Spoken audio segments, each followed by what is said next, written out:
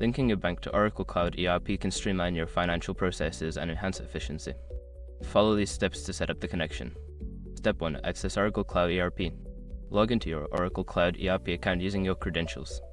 Ensure you have the necessary permissions to make changes to the financial settings. Step 2. Navigate to the banking module. Once logged in, go to the main dashboard and locate the banking module. This is typically found under the Financials section of the application. Step 3. Add a new bank account.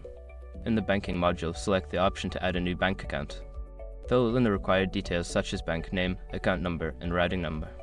Make sure to double-check the information for accuracy. Step 4. Configure bank account settings. After adding the bank account, configure the settings for payment processing and reconciliation. This may include setting up payment methods, transaction types, and any relevant bank-specific requirements. Step 5. Test the connection. Once everything is set up, conduct a test to ensure that the bank connection is functioning correctly. This may involve running a small transaction or checking for successful data synchronization between Oracle Cloud ERP and your bank. By following these steps, you can successfully link your bank to Oracle Cloud ERP, improving your financial management capabilities.